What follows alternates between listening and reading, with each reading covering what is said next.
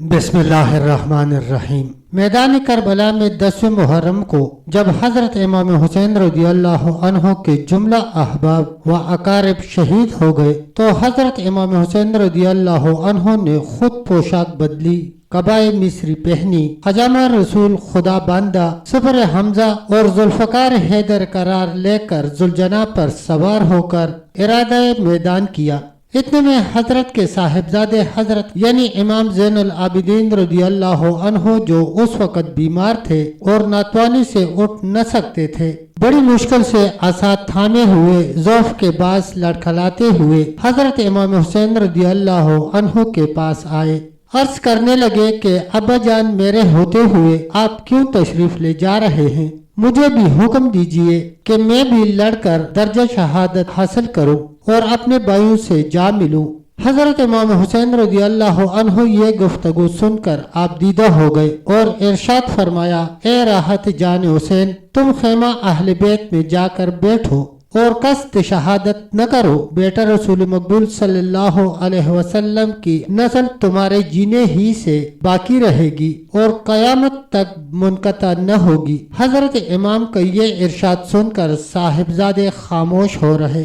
پھر حضرت امام حسین رضی اللہ عنہ نے ان کو نصیحت و وصیت کر کے تمام علوم ظاہری و باطنی اور راز امامت سے آگاہ فرمایا۔ جو طریقہ تعلیم سینہ بسینہ رسول مقبول صلی اللہ علیہ وسلم سے جاری ہوا تھا، سب اسی وقت ان پر منکشف فرما دیا اور پھر آپ خیمہ کے اندر تشریف لائے اور اہل بیت کی طرف مخاطب ہو کر ہر ایک سے الوداعی کلام فرمایا۔ حضرت امام حسین رضی اللہ عنہ کے جب احباب و اقارب سب شہید ہو گئے تو حضرت امام حسین رضی اللہ عنہ بنفس نفیس میدان میں تشریف لے آئے اور پہلے کچھ رجزیہ اشعار پڑھے، پھر لشکر ابن سعد سے اتمام حجت کے لیے بہت کچھ فرمایا، مگر وہ ظالم نہ مانے اور ہر حال لڑنے پر آمادہ ہوئے اور سب اپنی تلواریں اور نیزے چمکا کر آگے بڑھے۔ حضرت امام حسین رضی اللہ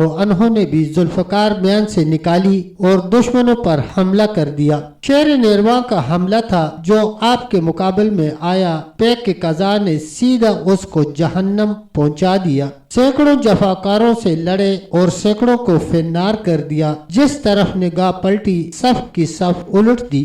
اتنے میں ایک شخص ابن قطبہ شامی سامنے آیا اور کہنے لگا کہ اے حسین، تمام احباب و اقارب کو ہلاک کرا چکے مگر ابھی لڑائی کی ہوس باقی ہے، تم اکیلے ہزاروں کا مقابلہ کیسے کر سکو گے؟ حضرت امام حسین رضی اللہ عنہ نے فرمایا، تم لوگ مجھ سے لڑنے آئے ہو یا میں تم سے؟ تم نے میرا راستہ بند کیا اور تم نے میرے احباب و اقارب کو قتل کیا، اب مجھے سوائے لڑائی سے کیا چارہ ہے؟ زیادہ باتیں نہ کر اور سامنے آ۔ یہ فرما کر آپ نے ایک ایسا نعرہ شگاف مارا کہ تمام لشکر تھرا گیا اور وہ ظالم بدحواس ہو گیا اور ہاتھ پیر نہ ہلا سکا۔ امام نے تلوار مار کر سر اڑا دیا، پھر فوج پر حملہ کیا اور سب بھاگنے لگے۔ ابن استا نامی ایک یزیدی پکارا، اے نامردو، اب ایک تن باقی رہ گیا ہے، اس سے بھاگ رہے ہو؟ ٹھہرو، میں اس کے مقابلے کو جاتا ہوں۔ یہ کہہ کر امام کے سامنے آیا اور تلوار مارنے کو اٹھائی۔ حضرت امام نے پیش دستی فرما کر کمر پر تلوار مار کر 2 ٹکڑے کر دیا۔ پھر حضرت امام نے فرات پر جانے کا ارادہ فرمایا۔ شمر نے پکار کر کہا، اے لشکریو، حسین کو ہرگز پانی نہ پینے دینا، اگر اس نے پانی پی لیا تو پھر کسی کو زندہ نہ چھوڑے گا۔ پس سب نے مل کر حضرت امام حسین رضی اللہ عنہ پر حملہ کر دیا۔ حضرت امام تلوار کھینچ کر اشقیاء کے سر اڑاتے ہوئے اور صفوں کو درہم برہم فرماتے ہوئے لب فراق تک جا پہنچے۔ گھوڑا پانی میں ڈالا، چولو میں پانی لے کر پینا چاہا کہ مکاروں نے پکار کر کہا، اے حسین تم یہاں پانی پی رہے ہو اور وہاں خیمہ لٹ رہا ہے۔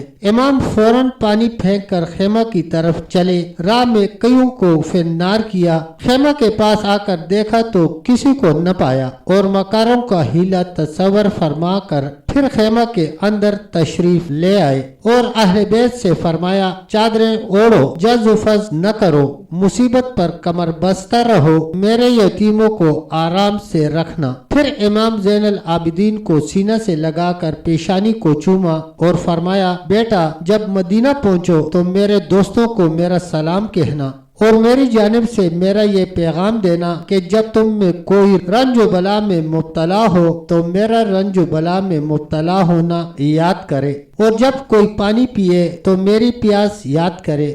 حضرت امام حسین رضی اللہ عنہ اپنے یہ آخری دیدار دے کر پھر میدان میں تشریف لے آئے تو یزیدیوں نے یکبارگی آپ پر حملہ کر دیا۔ آپ نے بھی ڈٹ کر ان کا مقابلہ فرمایا، مگر ظالموں نے اس قدر متواتر حملے کیے کہ حضرت امام حسین رضی اللہ عنہ زخموں سے چور ہو گیا اور آپ کے گھوڑے میں بھی چلنے کی طاقت نہ رہی۔ پس حضرت امام حسین رضی اللہ عنہ ایک جگہ کھڑے ہو گئے۔ ایک شخص زود نامی نے بڑھ کر آپ کو تلوار ماری، آپ نے اس کا ہاتھ پکڑ کر ایسا جھٹکا دیا کہ اس کا ہاتھ کندھے سے جدا ہو گیا۔ حضرت امام حسین رضی اللہ عنہ اس وقت سب کو یاس بری نظروں سے دیکھ رہے تھے، گویا یہ خیال فرما رہے تھے کہ اتنوں میں کوئی بھی غم گسار نہیں، سب ہی خون کے پیاسے ہیں۔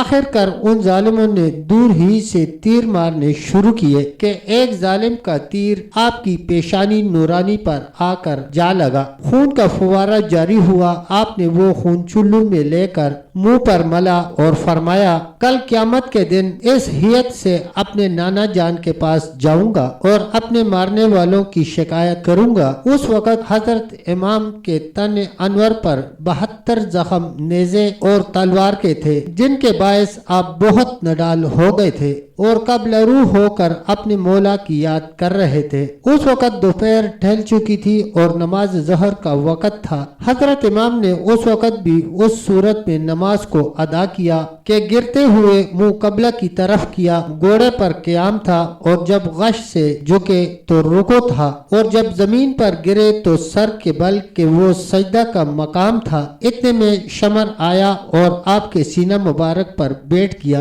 امام نے آنکھیں کھول کر پوچھا تو کون ہے؟ اس نے بتایا کہ میں شمر ہوں۔ فرمایا ذرا سینہ کھول کر دکھا۔ اس نے سینہ کھولا تو داغ سفید نظر آیا۔ آپ نے فرمایا سچ فرمایا نانا جان نے رات کو خواب میں کہ تیرے قاتل کا نشان یہ ہے، وہی نشان تجھ میں موجود ہے۔ پھر آپ نے فرمایا اے شمر تو جانتا ہے آج کون سا دن ہے؟ کہا جمعہ کا۔ فرمایا وقت کون سا ہے؟ کہا خطبہ پڑھنے کا اور نماز جمعہ ادا کرنے کا۔ فرمایا اس وقت خطیب ممبروں پر خطبہ پڑھتے ہوں گے، میرے نانا کی تعریف کرتے ہوں گے، ان پر درود پڑھتے ہوں گے اور تو ان کے نواسے کے ساتھ یہ سلوک کر رہا ہے۔ جہاں رسول اللہ صلی اللہ علیہ وسلم بوسہ دیا کرتے تھے وہاں تو خنجر پھیرنا چاہتا ہے۔ دیکھ اس وقت میں اپنی داہنی طرف زکریا معصوم اور بائیں طرف یحییٰ معصوم کو دیکھ رہا ہوں۔ اے شمر ذرا میرے سینے سے ہٹ کے وقت نماز ہے،